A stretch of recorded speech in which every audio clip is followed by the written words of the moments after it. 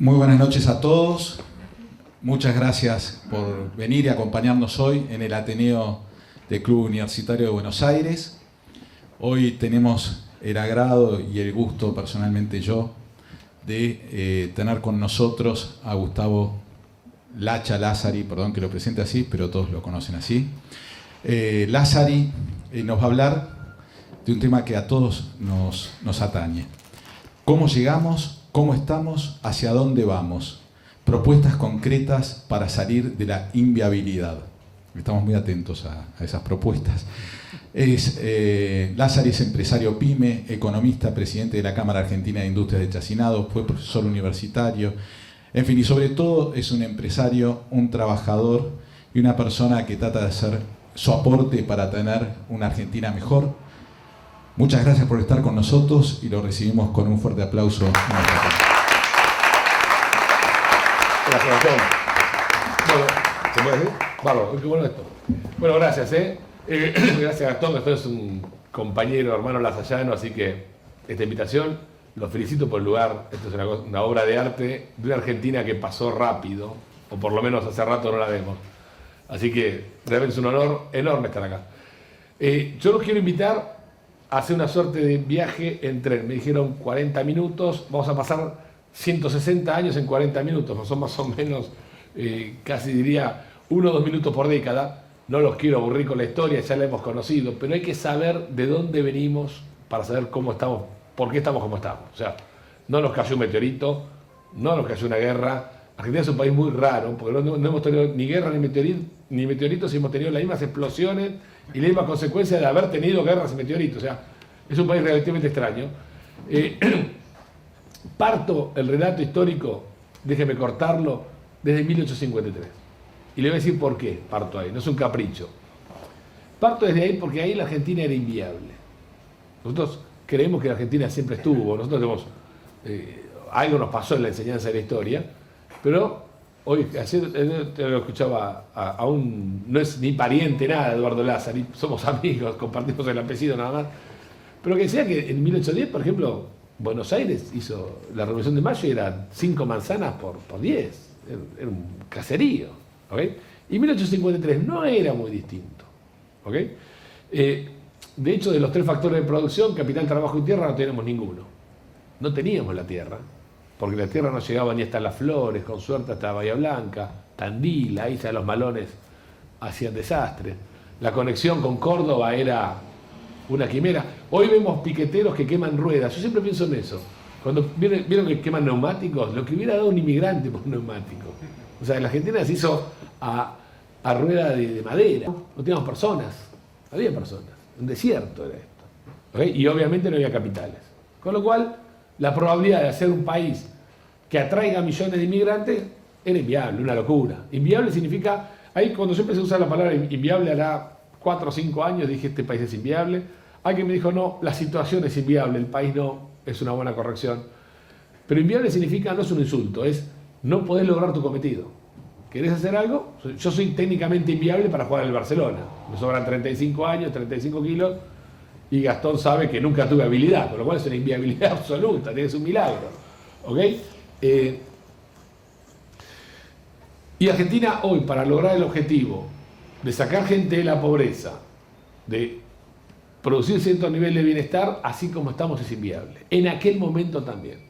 Y en aquel momento, cuando Urquiza derroca a Rosas en 1852, el 3 de febrero, Alberdi, estando en Chile, le envía a Urquiza un escrito rápido de ideas pensadas en reposo. A mí me encanta esa expresión. Dice todo esa expresión. En realidad, quizás habrá querido hacer un cumplido, como es, para poner en el prólogo. Pero sin embargo, Alberdi le dijo, le voy a dar un escrito rápido, lo hago rápido, no tengo tiempo, de ideas que vengo pensando hace un montón de tiempo. ¿Ok? Fíjense, cuando asume un gobierno, ¿qué hace lo primero ¿qué es lo primero que hace un gobierno en Argentina? Ah, no, paren muchachos, paren que tenemos que ver qué tenemos que hacer. No, el escrito es rápido. La reforma es rápida, lo que tenga que hacer es rápido. No necesitamos los primeros 100 días y después el primer año, y si ganamos la primera elección vemos qué hacemos. No. Y la idea está pensada de antes. ¿Ok? Entonces, ahí tenemos Una pequeña gran diferencia. ¿Qué le mandó la Constitución? Sugiero volver a leerla, tenerla en la mesita de luz y pensar que ese tipo escribió en 1853 y que copió una Constitución en parte, agregó muchas cosas, de un estado de Estados Unidos, de California, de 1849. No había fax, no había mail, no había máquina de escribir. O sea, habrá tardado 3 meses en llegarle la copia. El tipo copió lo más moderno que había encontrado. ¿Ok? Que es la del estado de California. Cuando uno ve lo que es la Constitución, uno siempre dice, no, son los derechos que el Estado nos da. No, son los derechos que el Estado te reconoce. Y no está escrita para el ciudadano, para que conozca sus derechos. Está escrita para que el Estado sepa dónde no tiene que meterse. Cuando dice el artículo 17, la propiedad es inviolable, lo que está diciendo, muchachos, estos tipos son dueños de su propiedad, no te podés meter. Tenés que tener una muy buena excusa y la tenés que fundar en ley, si no, no podés entrar. En la casa de todo inglés entra la lluvia y el frío, pero el rey le tiene que pedir permiso al propietario. Hay un límite. La Constitución es un límite a los gobiernos. Cuando habla de libre navegabilidad en los ríos, le está diciendo que en las autopistas nadie te puede cortar el tránsito. No había autopista, no se había inventado el auto, la autopista era el río. ¿Okay? Dedica 4 de los primeros 32 artículos al libre comercio de mercancías interno. Es más, es tan sabio Alberdi, fue tan impresionante, que hay un artículo que dice, las mercaderías no serán grabadas, sean transportadas ayúdame el abogado, en la bestia que fuere, y nombra carretilla, carreta, carro, caballo, barco, barcaza o cualquier bestia en la cual se transporte. Diciendo, había previsto helicóptero, avión, auto, micro, tren, moyano, había previsto todo el tiempo. ¿Ok? Y sin embargo, hoy, si hay algo habitual en Argentina, es que cualquier gil que transporta algo, alguien lo para pedirle algo. Cualquier cosa.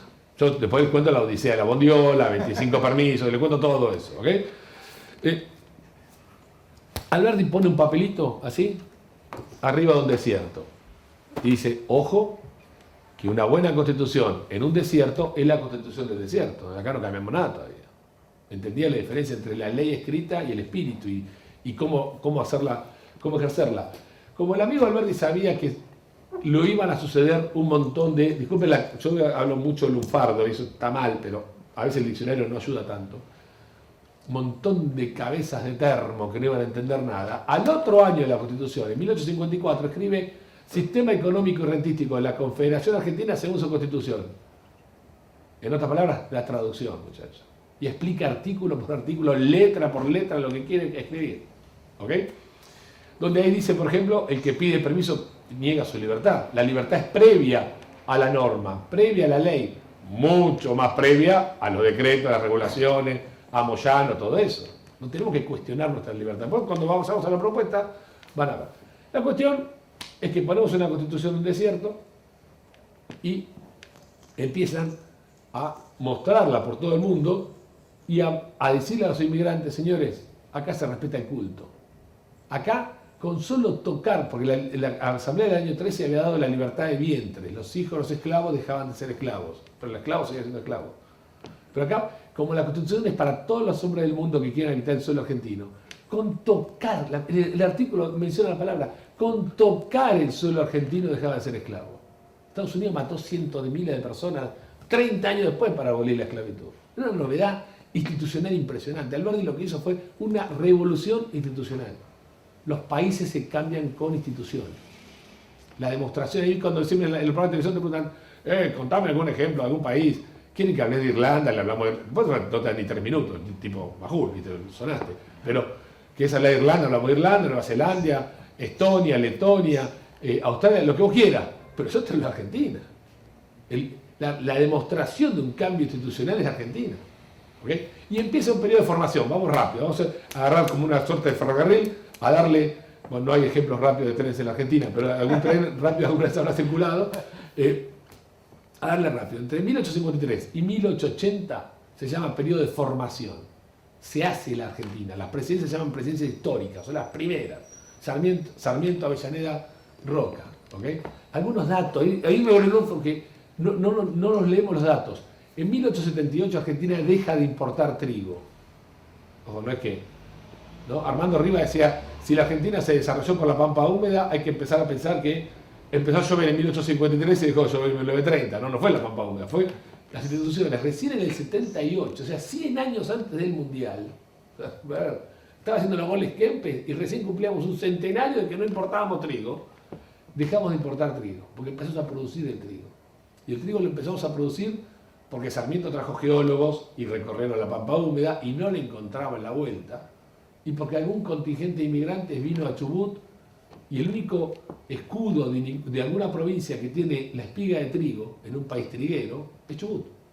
Porque los galeses sabían cómo se hacía el trigo, lo hicieron en el pedazo de tierra que encontraron, canalizaron e hicieron el valle del río Chubut, que me imagino que muchos habrán ido. Es una obra de arte del trabajo humano, es una maravilla. Todo un desierto, lo dimos ¡blum! De golpe un valle verde, hecho a mano, ¿ok? Y Argentina empieza, después el periodo de formación, donde pone el Código Civil, las leyes empiezan de a uno, digamos, todo el tema legislativo. Alvar decía, ojo, que el rol del legislador es derogar, no es legislar, no se copen tanto tirando leyes, inventando cosas, pero está todo inventado en la Constitución. Si tienen alguna duda, vayan al derrotero, decía, la hoja de ruta, la guía que es la Constitución, ¿ok? Después nos olvidamos. Hasta 1880. 1880, conquista del desierto. Pregúntenle a sus hijos, nietos, lo mal enseñada que está en el colegio de la conquista del desierto, ¿no? O sea, hay cálculos, no quiero decir cosas, pero hay cálculos de matanza que no daban ni las armas de la época. Un país de 1 millón de habitantes mataron 2 millones de indios, hay cosas que no cierran por ningún lado, pero bueno, los kirchneristas con los números tienen una cosa, después vamos a hablar más en detalle, ¿no? Pero Mapuche haciendo mapa, kirchneristas haciendo números, son cosas casi equivalentes. Bueno, hay que tener cuidado, los tipos te clavan el compás y te limitan Mapuchelandia con Nueva York sin ningún tipo, no se les cae nada de vergüenza. Pero bueno, dejémoslo. Conclusión, conquista del desierto, Argentina incorpora la tierra, no teníamos la tierra. Factor tierra de producción es el más importante de todo. ¿Okay? Y empieza el apogeo. El apogeo, hay millones de indicadores. Podemos hablar de las líneas férreas, las exportaciones, la producción de trigo, de carne, de cereales, las construcciones, ¿ok? La construcción de la ciudad, de los puertos, los metros cuadrados, lo que quieran. El principal indicador son 7 millones de personas que decidieron salir de Europa y venir a la Argentina. ¿Qué enseña la literatura tradicional en los colegios? No, son un montón de giles que se equivocaron. Querían ir a Estados Unidos. Agarraron la línea A y querían ir a Palermo y terminaron en primera junta. Son unos giles. Los que fueron del barco. No es tan difícil. Agarras el barco, entraste rápido. 7 millones de tipos se equivocaron. No, pero era el puerto de entrada, después querían irse. No, vinieron a la Argentina, muchachos. Reconozcamos que vinieron al mejor sistema institucional, a uno de los mejores de la época. Yo diría bastante, en muchos sentidos, mucho mejor que Estados Unidos. Tenemos libertad religiosa, hemos tenido problemas religiosos. Era un vergel Argentina desde ese punto de vista. No había libertad de cultura, libertad... En 1910 la principal lengua hablada en Buenos Aires era el italiano y nadie se horrorizó. Esa generación que nos la enseñan como una generación para 4 personas, 4 son 7 millones, ahí hay un pifie. Los kirchneristas con los números andan mal. Todo número que dicen estos muchachos le pifian, no le pegan ni de casualidad. Esa generación supuestamente armada para 4 personas, con la familia, con el cuento que agarrabas el caballo hasta cuando se moría, nunca se murió un caballo. No, esas cosas, esos refranes que nos tiraron, nos mataron. Creó la ley 1420, educación pública, gratuita, laica y obligatoria para el hijo del pobre. Una novedad absoluta en todo el mundo. En ningún lado del mundo el hijo del pobre se educaba gratis. En ninguna parte. ¿Ok? Cuando dice laica es que vengan judíos, que vengan protestantes, que vengan luteranos, no importa, todos adentro. Les quiero dar el idioma. ¿Ok? Y los datos dan, porque después había que ponerle escuelas y no teníamos maestros, trajimos maestros a Estados Unidos, imagínense, ahora traemos, no, bueno, el lío que se arma. Los datos dan que para 1910 los iletrados que había en la Argentina eran todas personas mayores, los chicos no eran iletrados. 1884, 1910 son 30 años. ¿Cuánto mejoramos la educación nosotros en los últimos 30 años? ¿Ok? Y aquella era la generación que no educaba al pobre. Fíjense cómo nos macanearon toda la vida. Nos tiraron unos chamullos terribles. Conclusión, viene el apogeo. El apogeo, la demostración son los 7 millones de tipos. Para ahí la gente es el indicador por definición. ¿Okay? Vamos a ver cuando la gente se va también es un indicador por definición. La declinación del modelo empieza para mi gusto en 1914 con la guerra. ¿Okay? La guerra es la guerra entre tu principal cliente, tu principal inversor con tu principal proveedor. Listo, es algo que te tiene que pegar. Argentina es un país abierto, a partir de ahí el mundo se empieza a cerrar, Argentina se empieza a cerrar, y entre el 14 y el 30 tenemos la declinación del periodo, digamos, un buen gobierno de Alvear, algunas cositas de Irigoyen. En el 30 rompemos la democracia y le agregamos un problema adicional. Empieza el Estado. El Estado era un Estado gendarme, chiquito, los datos dan que era 4 o 5% del producto. La gente hablaba muchos idiomas, pero no decía malas palabras en esa época. No decía IVA, no decía ingresos brutos, no decía convenio multilateral, no decía percepciones, retenciones, AFIP, ARBA, HIT, no se nombraba. Hablaban dialectos, hasta saber en qué otro idioma lo decían, pero esa cosa no lo decían. No había impuestos, muchachos. Explicame por qué la tasa promedio de inversión, el milagro argentino, es muy superior al chino. Están todos excitados con China, muy superior. Argentina invertía 25% del producto en promedio 60 años seguidos. No existe eso. ¿Okay? No lo hicimos nunca más tampoco. ¿Okay? La inversión es esto. Este edificio se hacía en esa época. ¿Okay? Vamos a hacer un edificio ahora de este tipo. ¿Okay? Lo hicieron universitarios, ¿no? O sea, a ver si entendemos. Bueno, se compra un monoambiente los universitarios. ¿Estamos? Entonces, llegamos al 30 y del 30 le decidimos dar más funciones al Estado.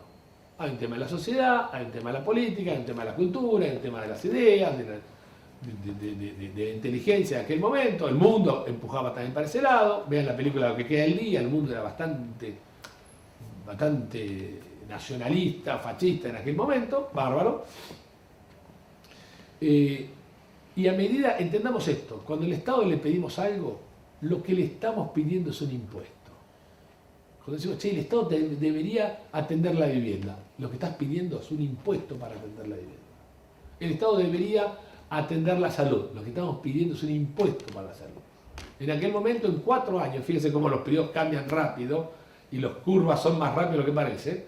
En 4 añitos pusimos la Junta Nacional de Carnes, la Comisión Nacional de Transporte, la Junta Nacional de Granos y el Banco Central. Las 4 principales actividades de la época, las finanzas, las carnes, los granos y los transportes, en un país que es la 8ª superficie del mundo, pasaron a manos a ser por lo menos muy reguladas por el Estado. Años 30, entre el 32 y el 35. El último fue el 36, la Comisión de Transporte. ¿Ok? Viene la Segunda Guerra, Argentina tiene esa costumbre de cuando hay tiros nos borramos, porque nosotros somos pacíficos, ese tipo de cosas, ¿no? Pero cuando vemos que se acaba la Segunda Guerra, nos metemos para quedarnos con alguna que otra empresita, entonces nos quedamos con las empresas de los alemanes, los italianos, de los que perdieron, ¿no?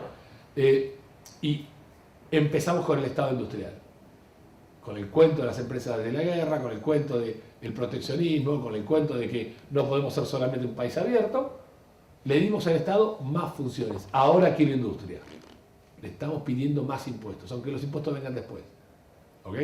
Porque atrás de cada percha hay algo con que financiarlo. Hago un paréntesis. Un economista clásico en la década de 1850 decía: el Estado tiene 2 manos. Dice, una para recibir y la otra para dar. La actividad de la segunda está necesariamente subordinada a la actividad de la primera. Esto es textual lo que estoy citando. Puede dar lo mismo que recibe. Puede dar menos de lo que recibe. Y eso se explica por la naturaleza porosa de las manos. ¿Soy chorro o no? Tengo la naturaleza porosa. Lo que no pasa nunca es dar más de lo que recibe, porque el Estado no es creador, el Estado es distribuidor. ¿Estamos? Entonces, llegamos a los 50 y de aquel Estado gendarme que protegía derechos, los primeros 32 artículos de la Constitución, tenemos un Estado que le enchufamos muchas más medidas, muchas más funciones. Hay que ponerle la plata. Aparecieron las malas palabras, impuestos a los réditos, impuestos a los combustibles. De aquellos tanos que no hablaban malas palabras empezamos a ser mal hablados. ¿Okay?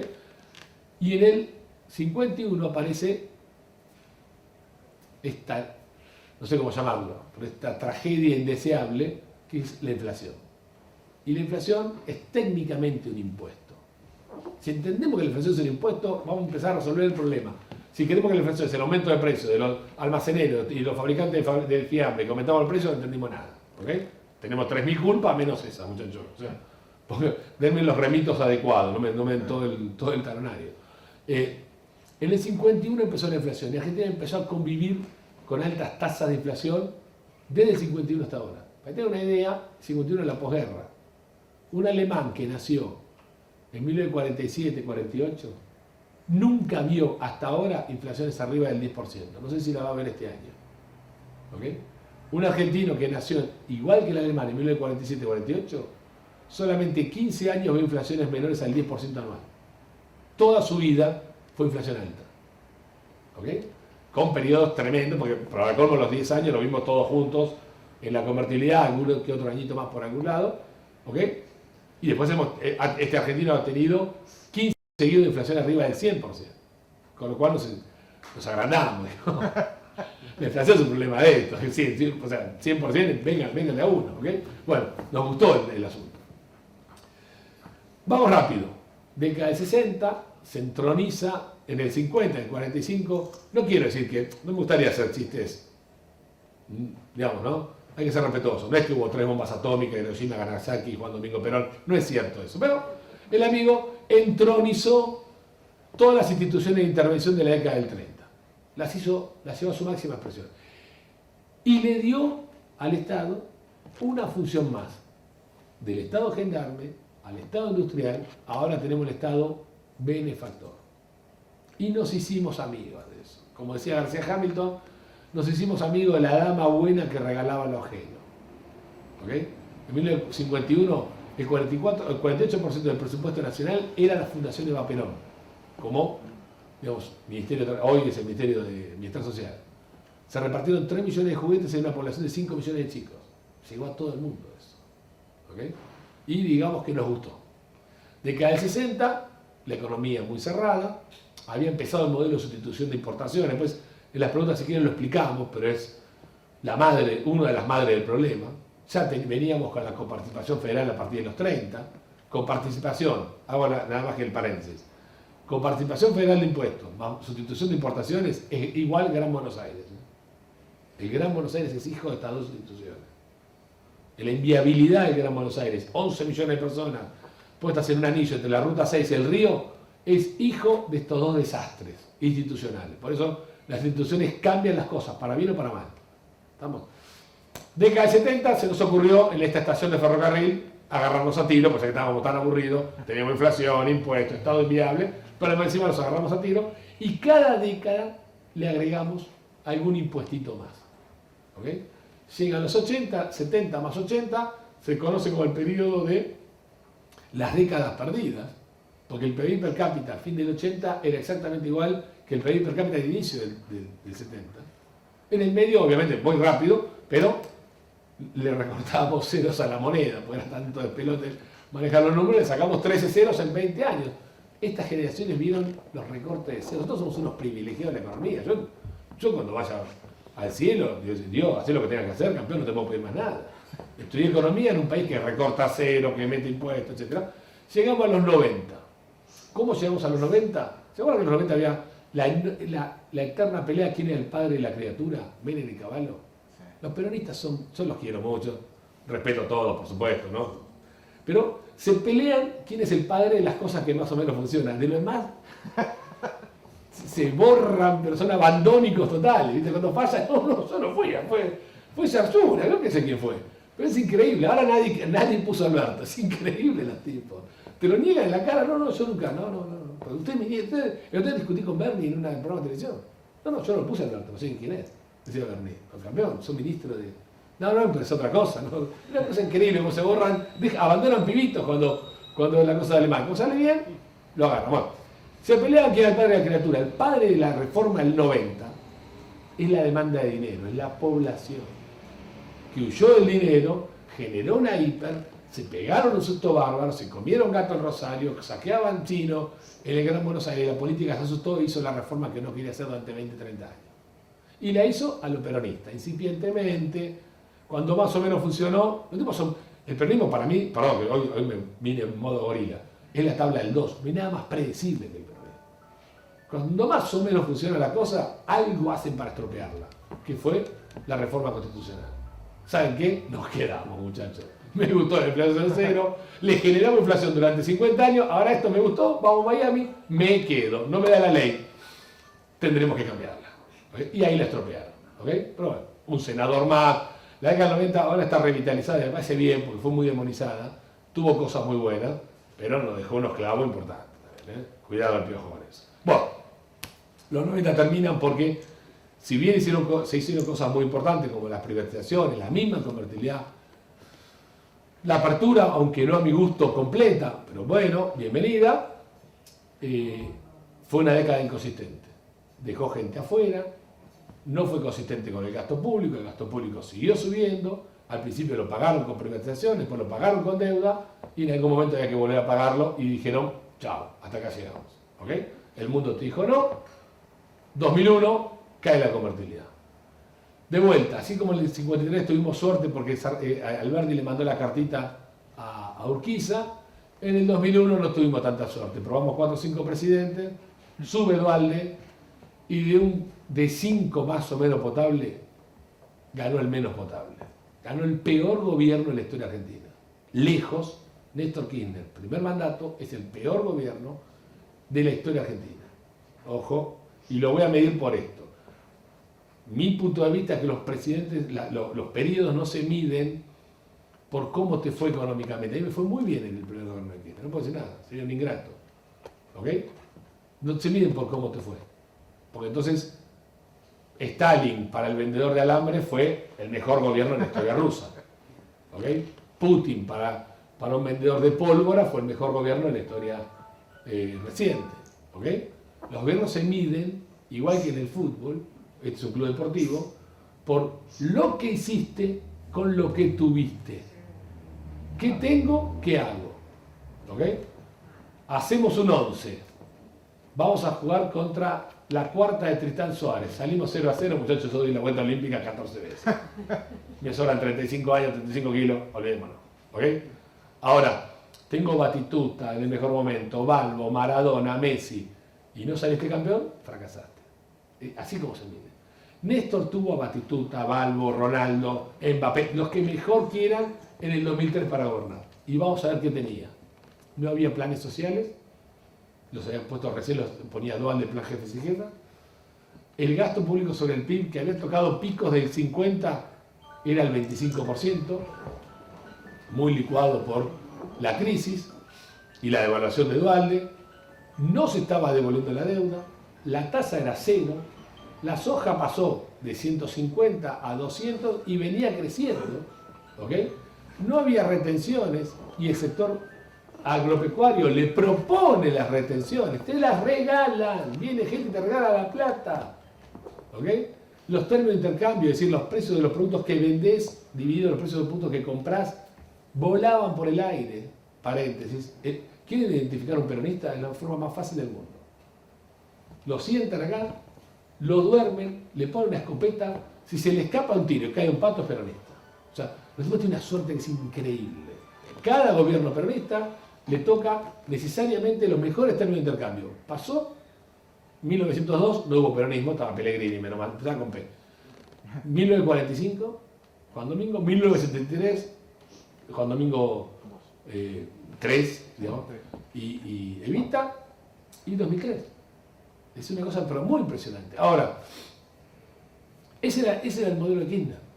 Con la autoridad presidencial debilitada, y todos le decíamos, haz lo que quieras, contarle que recomponga la autoridad presidencial. Nosotros Argentina también tiramos cada cheque blanco, es una cosa increíble.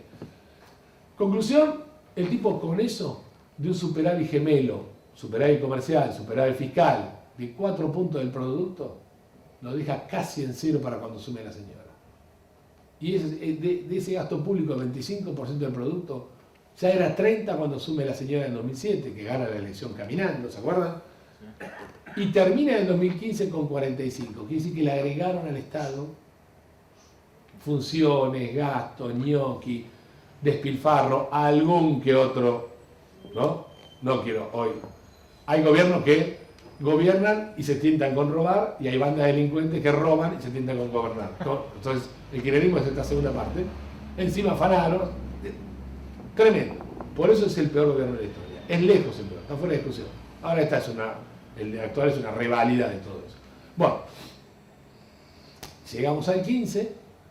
Me parece que el error central, fundamental del macrismo del 15 es no profundizar en la reforma, y ellos tienen, el macrismo tiene la enorme excusa de decir, si lo hacía me sacaban el helicóptero, me tiraron 14 toneladas de piedra. Ahí está, podemos pelear esos argumentos. La cuestión es que la reforma no se hizo, punto. La reforma no es bajar unos puntitos del gasto público como efectivamente sucedió, sino reformar la estructura, hacer de vuelta la Argentina, porque la Argentina volvió a estar inviable. ¿Okay? Ahí llegamos a, disculpen la velocidad, a hoy. ¿Okay? Pero hoy, ¿cómo está la Argentina? Hoy tiene, ya sabemos, 5 millones de indigentes, 16 millones de pobres. ¿Okay? Tenemos 7 millones de personas más que en el censo anterior, y el mismo PBI, muchachos, no nos alcanza. O sea, es una cosa bastante obvia, ¿no? Entonces, tenemos 4 millones de personas viviendo en villas miserias, nos falta por lo menos 1,5 millones de casas, no hay crédito hipotecario, tenemos 600.000 pymes estancadas desde hace 10 años, no crece el número de empresas. ¿Okay? Las que están valen poco y las grandes se van pronto y valen poco. Yo pongo el caso siempre, Walmart vale un cuarto de Mbappé, muchachos, ya está. 92 sucursales, 67 propias, el 11% de la venta minorista argentina en un país que es la octava superficie del mundo y vale 2 veces, no, miento, la mitad que lo que vale la selección de Kosovo, que no clasifican en la Eurocopa, no sabemos ni dónde está. ¿Ok? No vale Argentina. Cuando vos ves que no vale, el mercado te está diciendo, acá no hay negocio, punto, ni me llaman. ¿Estamos? Entonces, esta es hoy la situación. Ahora llegamos de vuelta en este tren rápido a la última estación, la inviabilidad de vuelta. Hicimos un veranito, crecimos y nos empezamos a caer y estamos en la inviabilidad. Muchachos, no hay ni una posibilidad que ninguna entidad, ni juntando entidades, hagan el club que hicieron los universitarios hace 100 años. No hay ninguna chance. ¿Okay? El primer centenario se celebró haciendo el Teatro Colón. El segundo centenario se celebró haciéndole la fachada en Colón. Y como estaban peleados, Macri hizo la fachada de Colón y Cristina le hizo la fachada a la Secretaría de Comunicaciones. ¿Ok? Que la inauguramos como correo, sede de correo, y ahora ponemos un polirrubro, bueno, obviamente no sabemos ni qué poner. ¿Ok? Entonces, Argentina hoy con suerte hace fachada. Pues nos empobrecimos brutalmente. Argentina, no quiero lastimarlo, es el fracaso económico y social del siglo XX. Es la vergüenza económica y social del siglo XX. De un país de 3 millones de inmigrantes, que ¿saben por qué venían los inmigrantes? Según lo que enseñan en los colegios, venían porque eran estúpidos que se equivocaban de barco, ¿no? Y venían engañados, venían con el cuento de la inmigración inducida, que iban funcionarios públicos a chamullar italianos y como eran bastante estúpidos, venían. Una cosa increíble. Yo imagino que si un funcionario público iba a aparecer, no volvía. Pero bueno. Pero la realidad es que venían, porque los primeros tanitos que llegaron acá, ojo que cuando uno agarra la guía telefónica, Argentina es el único país alucinante del mundo, que solo hago siempre este ejercicio, a los alumnos les digo que hagan esto. En las Olimpiadas, o en los torneos de tenis, miren los apellidos. Y Argentina es el único país del mundo que juega con cualquier otro y tiene un apellido de ese otro. ¿Okay? Entonces ustedes en el básquet tenés polacos, ingleses, italianos, bueno, un montón, españoles, y jugás contra Polonia, contra Lituania, y hay uno parecido. Hay una chica que está jugando al tenis, Shapovalov, algo así, una rosarina, y vos pensás que es polaca, que está jugando contra... No, es nuestra. Bueno, la guía telefónica te revela lo que es la Argentina. Yo estoy en contra, soy muy enemigo de los feriados, para Argentina debería eliminar todos los feriados, definitivamente. ¿Ok? Dejamos 2, 3 puntos. Si pongo uno, pongo el 4 de septiembre, que es el Día del Inmigrante. Pero es gusto personal, no va a pasar. ¿Por qué venían los inmigrantes? Porque algún tano de acá le mandaba la carta al italiano. Vení que acá se come, vení que acá con pocos pozos comes más. Esta era la redacción era esta, que son los mismos mails que reciben nuestros hijos de los amiguitos que están en Europa. No sea Gil, ¿qué esperas? ¿Que te afanen la bicicleta? ¿Qué estás esperando? ¿Que te afanen de vuelta? ¿Qué estás esperando? ¿Un crédito del banco hipotecario? O sea, estás loco, estás delirando. ¿Qué esperas que no? Hoy un dato de color, porque es de color más increíble, porque Argentina es tan predecible el peronismo. Yo entiendo cómo la gente se sorprende. Hoy inauguraron los billetitos nuevos, ¿vieron? Yo le dije que la inflación es un impuesto. La inflación es un impuesto. Es sacarle la plata a la gente sin que se dé cuenta. ¿Ok? Se la queda el Estado y consume menos el privado. Por eso es un impuesto. Igual que el impuesto a la ganancia. Es lo mismo, no hay diferencia. ¿Quién inauguró? ¿Quién fue la que habló? En los billetitos nuevos. La titular de la FIP. Ni siquiera disimulan eso. Tendría que haberlo presentado el presidente del Banco Central. No, lo presentó la persona que cobra los impuestos. Dice, mire muchachos, acá están las nuevas bases disponibles. Sobre esto le voy a clavar la inflación del año que viene. Una cosa genial. Bueno, conclusión. Hoy tenemos que pensar en una reforma institucional tan disruptiva como 1853. Para mí, me decís, ¿dónde está Argentina? Está en 1852. ¿Okay? Puntualmente, ahora estamos en marzo del 89. Después lo hablamos si quieren. Pero, tan disruptiva, yo diría, no con un cambio constitucional, por supuesto, porque no hay ningún argentino vivo que pueda tocar el texto constitucional, no existe ninguno, pero sí con reformas que tengan ese grado de novedad, ese grado de disrupción, para decirlo de alguna manera. ¿Okay? Y tenemos, para mí, voy a hablar de condiciones necesarias, de reformas necesarias. No sé si son suficientes, yo creo que sí, pero necesarias. Tenemos que cambiar el clima de negocio de Argentina. Argentina rompió un razonamiento. La lógica es que las cosas en el mundo son negocios. Son negocios porque hay gente dispuesta a pagar más de lo que cuesta. ¿Qué hacen los empresarios? Fabricamos eso donde encontramos que una persona está dispuesta a pagar más de lo que cuesta. Y si no está dispuesta, vemos a hacerlo lo más barata posible para ganar plata, porque nos motiva a ganar plata. ¿Está bien? Del negocio surge la palabra trabajo. Si algo es negocio, contratás trabajo. Si contratás trabajo, empleás gente. Si empleas gente, le pagas un salario. Entonces, el salario, en el fondo, es hijo de un negocio. Y las cosas son negocio cuando institucionalmente vos podés proteger la propiedad. Sin propiedad, sin protección, sin seguridad jurídica, no hay negocio. ¿Ok? Yo le digo a ustedes, muchachos, cortemos esto, vamos a poner un kiosco en Somalia. No, dejá, maestro. Sigamos con esto. ¿Ok? No, pues es un negocio bárbaro, ganás un montón de guita y pues te revientan a tiros. Ojo, puedo decir también vamos a poner un negocio en Budge. ¿Ok? Entonces, guarda con eso. O en el Gran Buenos Aires o en cualquier lugar de la ciudad de Buenos Aires. Entonces, las cosas tienen que ser negocios. ¿Qué hizo la Argentina para hacerla más fácil? Porque nosotros somos un país de resumen. No dimos vuelta. No. Primero tiene que pagar el salario. Si estoy empleado o no, la verdad, mucho no calienta. Si trabajo o no, la verdad es un detalle. Seguramente estás mirando cada cosa. Y si en el fondo hay alguien que pague de negocio, la verdad que no nos calienta. Tenemos que dar vuelta a eso. Dar vuelta a eso significa cambiar la estructura impositiva, animarnos a escuchar la palabra cambiar los impuestos. Si yo le digo algo muy simple, si el próximo gobierno mantiene ingresos brutos, si la palabrita ingresos brutos sigue estando en el próximo gobierno, ya fracasa el gobierno. Es así de fácil. No es tan difícil. ¿Okay? Si baja el IVA de 21 a 18 y pone el impuesto al cheque a cuenta, no, muchachos, hay que cambiar. Cambiar es agarrar el escritorio y cambiarlo de plano. No es imposible. Yo después le cuento, si quieren, los cálculos y los estudios que hemos hecho. Tenemos que animarnos a pensar que los impuestos tienen que tener un techo. Se llama techo fiscal, como es la ley de inversiones mineras, como es el arancel consolidado en comercio exterior. Hay instituciones parecidas a eso. Arriba de ese techo, cualquier impuesto podría ser declarado confiscatorio. Y el contribuyente tendría acceso directo a un juicio por confiscatoriedad. Entonces le ponemos el límite a todas las administraciones. Cobren los impuestos que quieran, pero tiene un techo. ¿Qué garantiza el techo? Que cualquier negocio que permita pagarlo, lo puedes hacer para estar protegido. Esto fue la minería. La minería explotó desde los 90, porque pusieron la ley de estabilidad fiscal. ¿Okay? Un concepto de estabilidad fiscal. Tenemos que animarnos, obviamente, a cuenta única tributaria, si hay un montón de gente trabajando en eso, por suerte, a tener la reciprocidad y exigir la reciprocidad del Estado con el contribuyente. Yo les comento algo. Acá hay un billete de 200 pesos. ¿Ok? El Estado me retiene 200 pesos. ¿Está? Lo pone en este bolsillo. Acá. Ahora me dice, che, a este bolsillo, por el mismo impuesto, le debe 200 pesos. ¿Qué dice una persona normal, racional? Maestro, cuando terminás de laburar, te sacás el pantalón, agarrás los 200 pesos y pasás acá. No es tan difícil. No, tenés que pagarlo de vuelta. Estos no son de libre disponibilidad y me debes esto. Es más, si no lo haces, es una causa penal.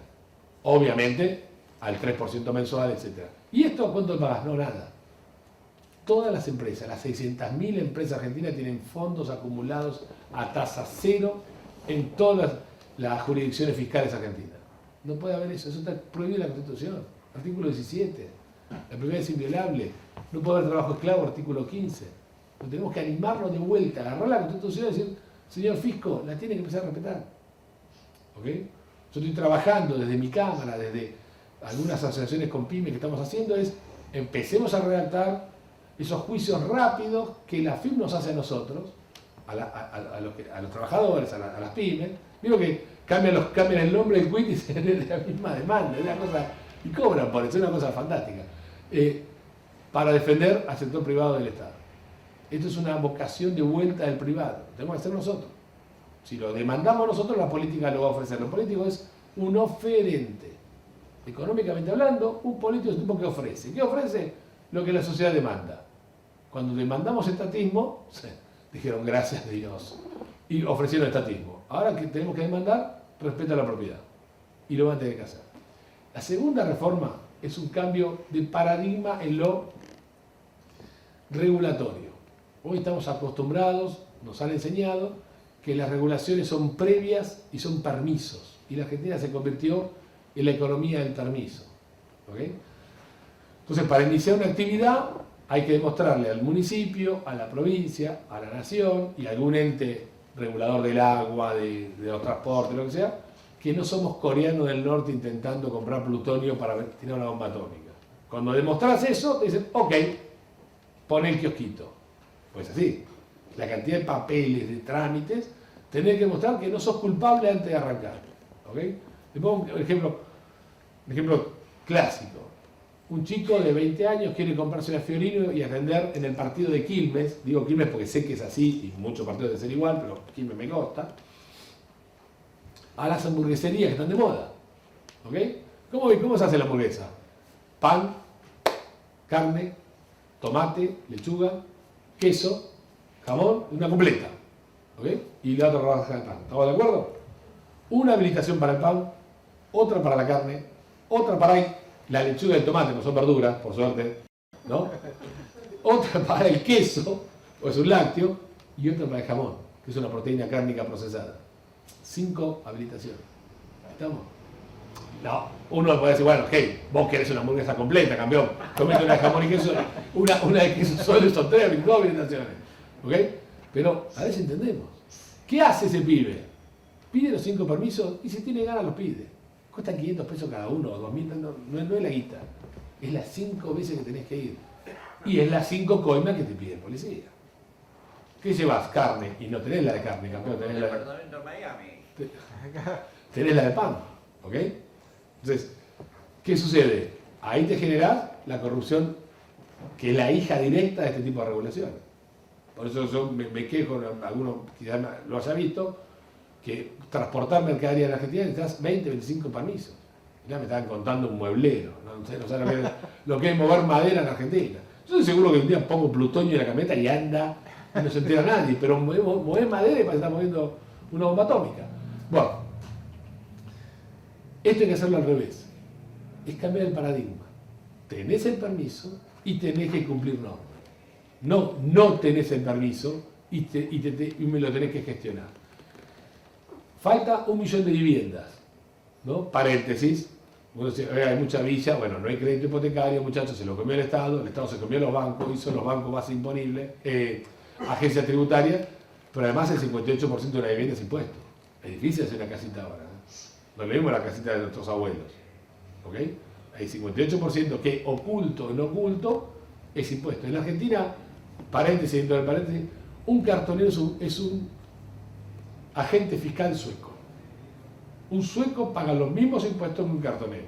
La diferencia es que el sueco lo ve, lo paga y ve el gasto público que le ahorró, el gasto privado que le ahorró el dinero público y el cartonero no ve nada. Pero paga 45% de todo su ingreso, suponiendo que todos los 20 pesos por kilo de cartón que cobra los dedica a la comida.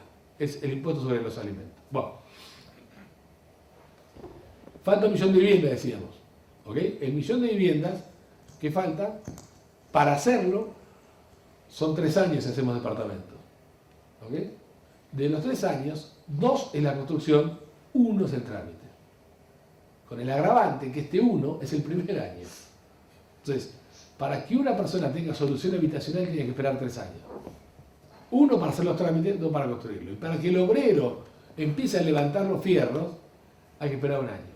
Porque hay un montón de manchapapeles que empiezan a decir qué tengo que hacer, qué no tengo que hacer. Ahí hay mucho trabajo para hacer. ¿Ok? Entonces, hay millones de ejemplos, sé que los puedo aburrir de por vida, pero mucho trabajo para hacer. Y la tercera reforma es la reforma que llamamos nosotros laboral no salarial. ¿Ok? En términos simples, de cada 100 pesos de sueldo bruto, el obrero se lleva 80, el patrón paga 170. En el medio mordió todos. ¿Ok? Las obras sociales con los sindicatos, el gobierno, los impuestos, el supuesto sistema jubilatorio, ¿ok?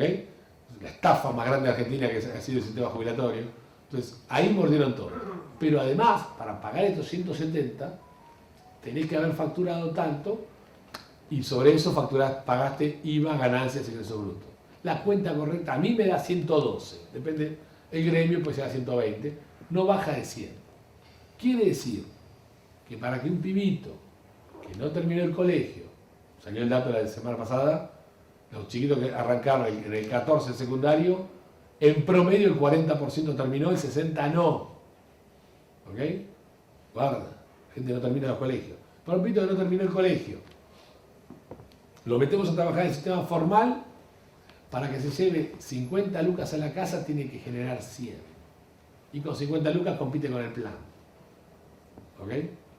Además está la litigiosidad laboral, la industria del juicio, etc. ¿Ok? Con lo cual, técnicamente el que contrata está loco de la cabeza. Argentina es un sistema diseñado para no contratar. ¿Ok? Yo por eso digo abiertamente, en Argentina la contratación laboral está prohibida, punto. Busquemos otra forma porque contratar empleados está prohibido. Si quieren una normita más, ya que estamos. En la ley de contrato de trabajo de la década del 70, había una figura que para todas las empresas con más de 100 empleados tenía que tener una guardería. A ver si entendemos. Yo no crío los míos, tengo que criar los de los demás. Una cosa, a mí los pibitos míos no me dan pelota, imagínense los hijos de los demás. Bueno, ¿no? Capaz que es fracaso mío de no tener autoridad, puede pasar. Pero una guardería. Quiere decir que el que... y nunca se reglamentó, porque la política entendió que eso era un delirio. ¿Ok? No hay muchas empresas con más de 100 personas. Hay unas cuantas, pero no hay tantas. No tengo el número, pero no son muchos. El punto es que el que tiene 95, si contrata está loco. Porque o pone la guardería para los hijos de los empleados, o arregla el pago de un piso del 40% del costo de la niñera. ¿Ok? Que es lo que dice la ley, la reglamentación. Con lo cual te está aumentando claramente la carga laboral de algo que no puedes manejar, que es la cantidad de hijos que puede tener un empleado. ¿Será justo? No sé. Lo que genera eso es que la gente no contrate personas, punto. Hoy, ¿cómo es el mercado laboral argentino? 6 millones de personas trabajan en el sector privado, formal, blanco, 4 en el gobierno, 2 millones están desocupados, 7 millones en negro. Listo, es el fracaso total del sistema. Entonces, ¿cuál es la reforma propuesta? Señores, para los nuevos trabajadores, los nuevos, los que no tienen, no los que tienen los quits inmaculados como Grabois, los tipos que no trabajaron en blanco, en negro, o los recién que cumplen años, son casi 500.000 personas que cumplen todos los años 18 años. Para esas personas, un régimen laboral igual al norteamericano. Igual, yo lamento mencionar la palabra, sé que algunos se les se rasgan la vestidura, pero el sistema funciona. ¿Y cómo funciona? Cero indemnización por despido, la protección al despido que pide la Constitución la tendrá que dar el Estado con un seguro de desempleo, o quien sea, pero no a cargo de la empresa, y 15% de impuestos sobre el nivel de salario. quieren darle un puntito al sindicato para no se quejen, se lo da, no importa. El sindicato, ahí es lo que menos cuidado me genera. ¿Okay? Hoy tiene más gente Grabois que Moyano, así que no existe ni Moyano, ni la Secretaría, ni nada. ¿Está? Entonces, bueno, estas tres cosas las tenemos que encarar par y paso, porque una está atada a la otra. Son tres reformas necesarias. Son necesarias. Si no, no se revitaliza el músculo privado. Y el músculo privado argentino es chiquito así. Argentina tiene 600.000 empresas, que si mantuviéramos la cantidad de empresas por habitante que tiene Chile, deberíamos tener 1.5 millones de empresas. Y si tuviéramos la cantidad de empresas por habitante que tiene España, que es donde nos tenemos que comparar, son 3,5 millones de empresas. O sea, nos faltan 2 millones de empresas. Para generar 2 millones de empresas hay que destrabar el sector privado, sacarlo de la inviabilidad. Para sacarlo de la inviabilidad, este tipo de reforma. Bueno, listo. Prefiero escucharlo.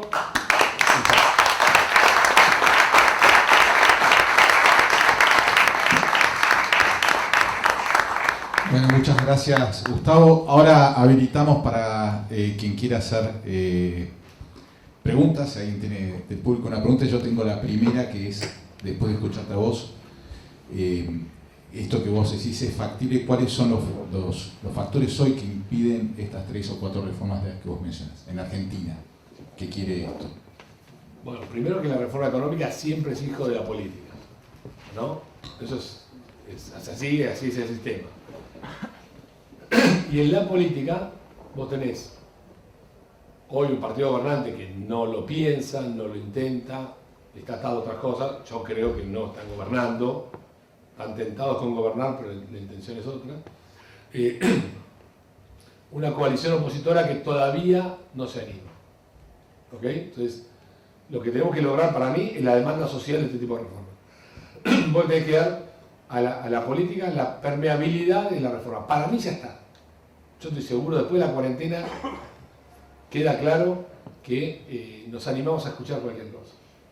Nosotros hemos recibido mensajes de que no somos esenciales y nadie se horrorizó. Y es la ofensa más importante que le puede hacer una persona. Vos no sos esencial.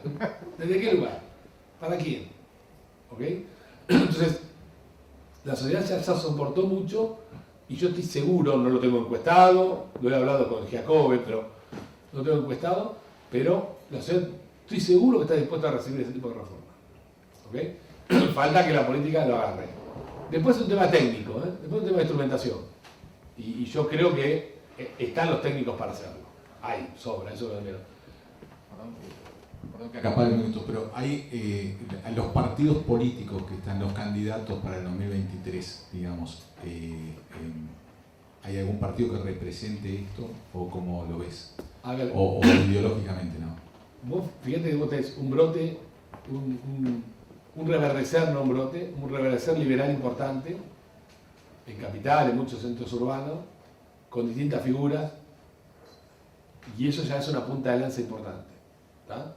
La realidad es que las élites mueven, empujan y después van los partidos atrás y lo hacen.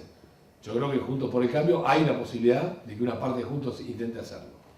Ahí está, después está el convencimiento, y después está la defensa, que es un tema no menor. Para mí la próxima reforma es de abogados más que de economistas.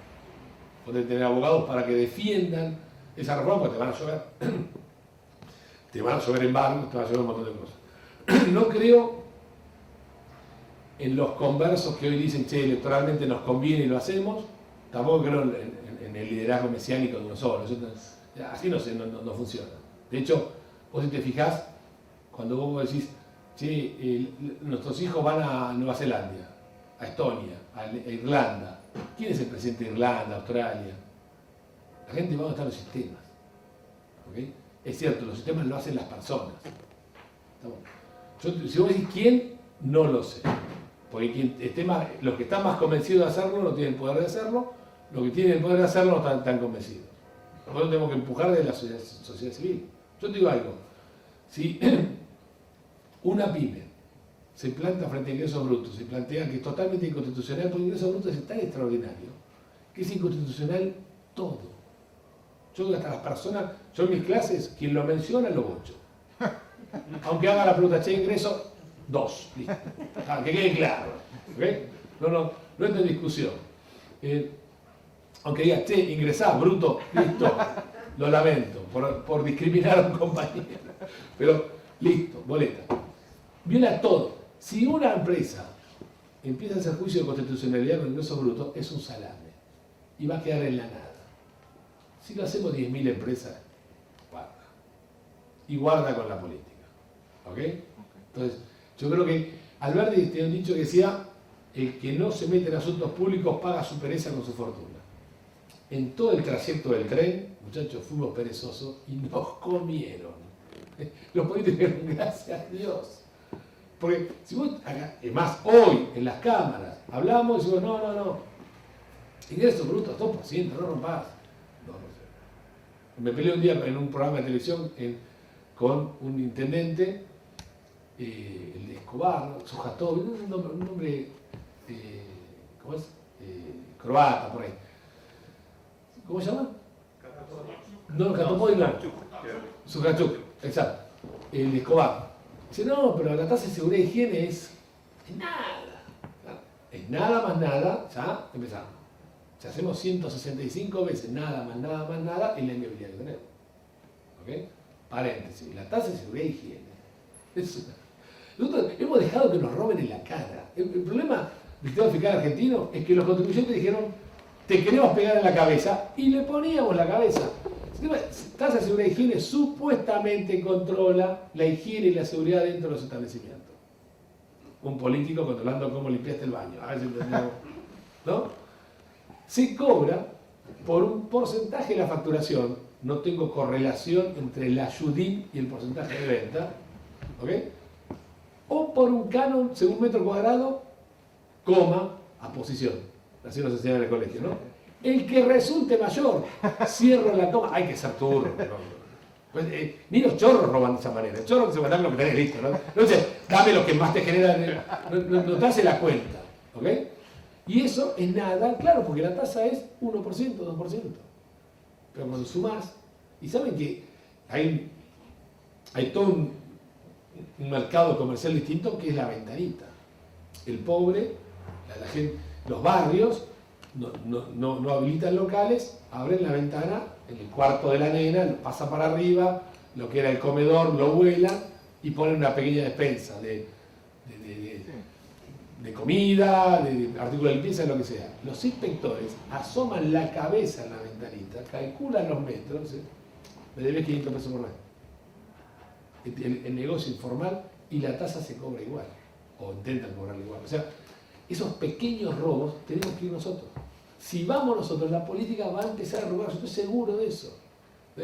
Si hay algo cobarde en la Argentina es la política. Lo que pasa es que nosotros fuimos más cobardes que ellos, nos dormimos.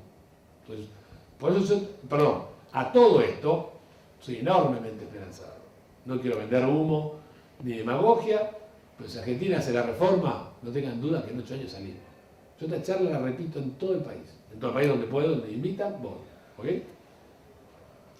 Hablo con productores agropecuarios, ricos, no ricos, medio pelo, fundido, tipo, pero que lindero al Código Penal. A todos les termino y le digo la misma pregunta. Muchachos, si hacemos esto, X, no importa quién, y la verdad que me tiene sin cuidado quién lo hace. Yo un día dije, si la reforma económica la hiciera Cristina, me tatúo Mayra Mendoza. Y al otro día Cristina salió hablando de capitalismo y dije, no puedo tener tanta mala suerte. Pero bueno, el compromiso estaba hecho. Ya me con el dato que Mayra Mendoza acá me mato. Pero bueno, Dios quiera que así suceda. A todos les digo, si hacemos esto, ¿qué haces? Y la gente aún golpeada como está, dice, yo invierto más en Argentina, yo pongo más guita, yo contrato. Entonces le pregunto al dueño de la cadena de supermercados enorme, que no tiene ningún motivo para hacerlo, que está más cerca, decir, basta, te va a patear la pelota lejos y que me dejen de joder. Y tipo dijo, abro sucursales en el norte que no tengo. Yo no entendía nada. Y le preguntás a una persona con problemas económicos, no, dale, olvidate, salgo a buscar capital, como sea.